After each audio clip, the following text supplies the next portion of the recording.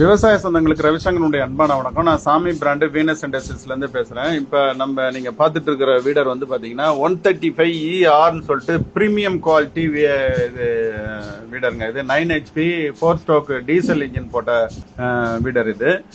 இது வந்து பார்த்தீங்கன்னா இப்போ சம்மர் சேல் ஆஃபராக வந்து பார்த்தீங்கன்னா நம்ம இது 69,999 ரூபாய்க்கே கொடுக்குறோம்.